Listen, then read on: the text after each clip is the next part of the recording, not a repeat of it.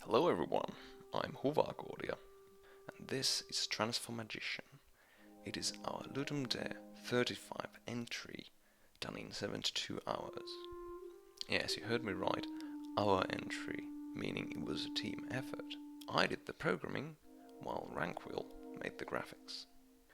Now, this is my second Team Jam entry. The first one, unfortunately, was a bit of a disaster. It was over ambitious. There was, in the end, only one programmer, that being me, and I tried using this fancy, incomplete system I developed, and that didn't turn out so well. Now, since then, I've done over a dozen jams, so I've gotten pretty good at this stuff, and luckily, it turned out well. Now, before I start, if you want to give it a go yourself, you probably want to do it without things being spoiled. So, I'll just wait here. And you can come back when you've played it. You're back! Great. Oh, you never left, you scoundrel. Right, anyways. Let's move on and play for a bit, eh?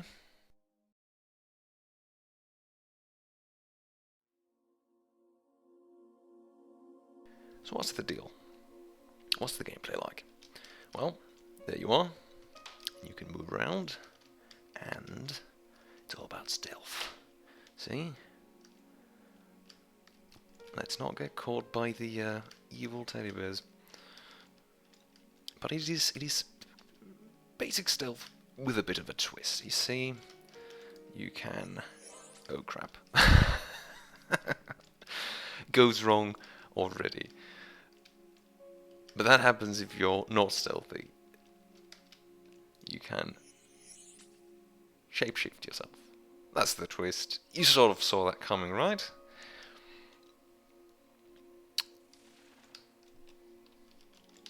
And, oh dear! If you get caught, then, you'll just have to retry. It's not easy, even when you made it yourself. Not easy. Also, doing it live. So let's talk about a few things I care talking about. First of the AI system. It's really basic. You see, the teddies here, they only have two states. They're either oblivious to you, which means they're gonna choose a random point on the map and walk there. Or, well, you already saw what happens when they see me. They'll go a bit berserk and start chasing you around. So that's the other state. They are alert. Now, here I'm going to start spoiling things. Now, if you know how the system works, and of course I do, you know that these guys, they never look...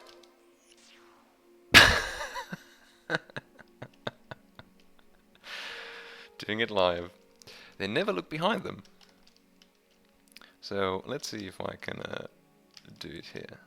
So I can just follow this guy. And I'm not gonna get caught. Well, not by him at least.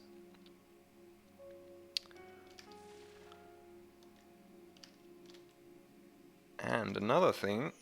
Oh dear! Another thing... Oh no.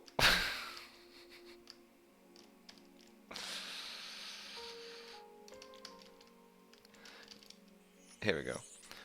I had to focus there. Losing these guys is pretty easy. You see, when they lose line of sight to you, they'll just stop. They won't really pursue you any further. But they do all move faster than you do. So it's not completely trivial to lose them. Okay, let's see if I can even finish the first level. Okay. Ooh.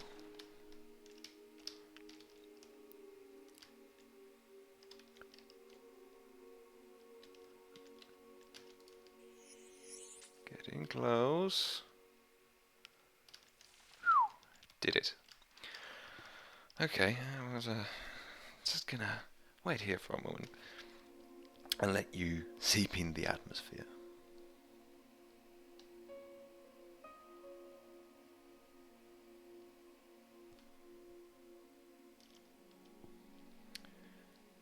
The audiovisuals and the mood, they're pretty lovely, huh?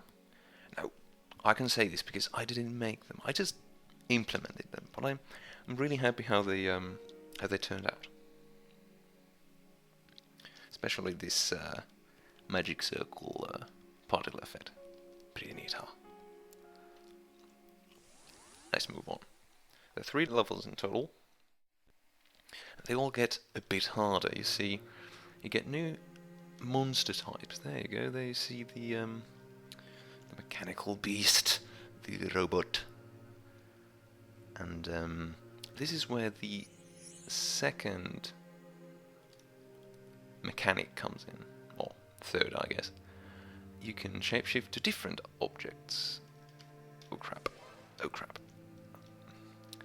And different monsters are attracted to certain objects. So the robots are attracted to the screws, while the teddy bears are attracted to the balls of yarn, because logic. So you have to decide which object to shapeshift into at any moment, and hope for the best. Now, breaking line of sight always works, of course, but you can't always put it off. Just in case that guy's coming here. Okay. Now all of these levels, they also have these fringe areas right on the side where you can basically walk past everybody if you don't want to go straight through and try to hide in plain sight. Wrong one. Ugh. Close. Now let's talk about the level design a bit before I go to the exit. And it looks lovely now, doesn't it? That lighting there. So level design is it's tile based, as you can see. It's also has a really simple tile set. Just floors and walls. One of the things we didn't have time to implement really, different kind of walls and tile sets and so on. But the code, it just reads this file with letters, and every letter corresponds to a different thing on the map. It's pretty simple. But as an added bonus, there's this randomization system. As you can see, this room I'm in, and if this room is defined just with a single letter R, it's not defined as walls and such. And then the system, it sort of randomizes a room. It selects a room out of some templates I've created. So it always puts different rooms in different positions. It's a little bit of randomization. But the layout of the level is always the same, so it's oh no. It's nothing major. Let's just run for the exit, huh? Oh, if I can make it. I can make it. Cool. Now this system though, I didn't make it for the jam. I've made it before. In fact, I reused a system I used back in Ludum Dare 29. And even then it was a reused system. So, yeah, if something works, you might as well keep using it. Now, it's not an extremely well-developed system because it's that old, so hopefully I'll get to use it in the future as well and keep developing. It has some potential, I think. Now, this is the last level, so you can already see the last enemy type. That green thing. And it's pretty dangerous, you see, it's quite fast.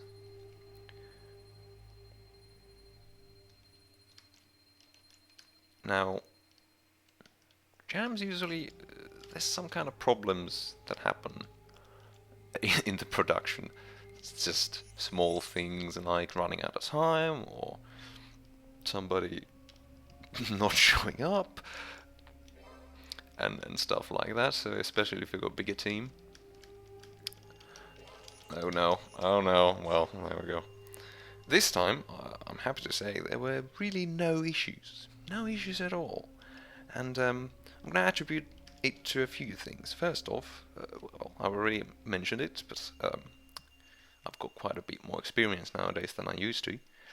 Second, this was the jam, the 72-hour jam, and we were two people, not just one.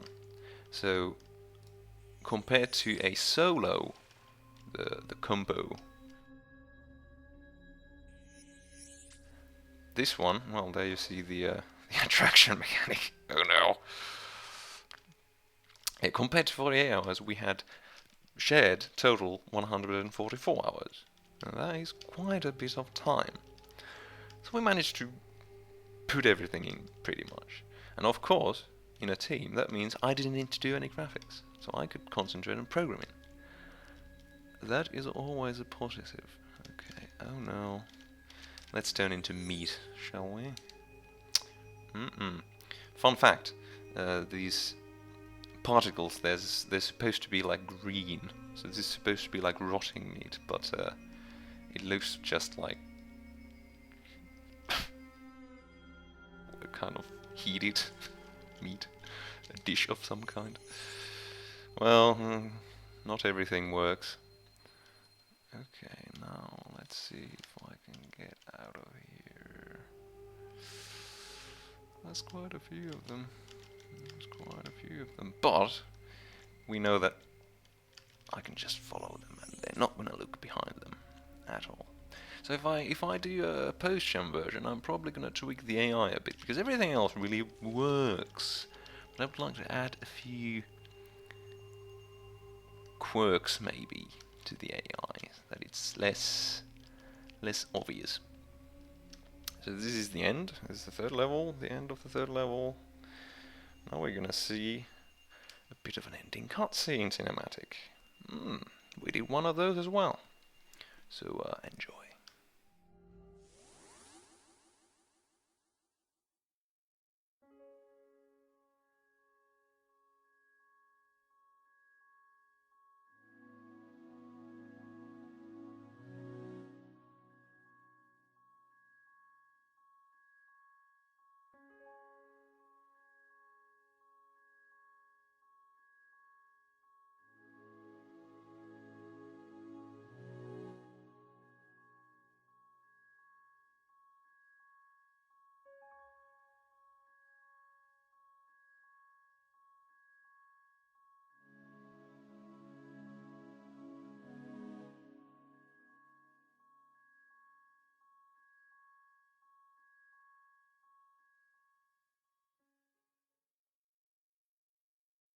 And that's it.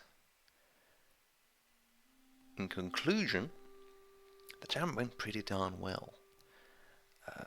Out of all the Ludum Days, I think it's in the top 3 when it comes to the entry itself and how smoothly it went. Now, as for the commentary, I'm not sure how it turned out yet. Hopefully well, because it's my first one. It's my first video commentary I've ever done. Yes, you've been part of something historic. To be not modest at all. I did want to do a commentary before for Swarm Hunter, my last Ludum Dare project back in Ludum Dare 34, but I was either busy or lazy back then, so I didn't. Well, I mean, I can still do it half a year later. Well, who knows? This is pretty fun after all. Now, that's about all I have to say, so farewell.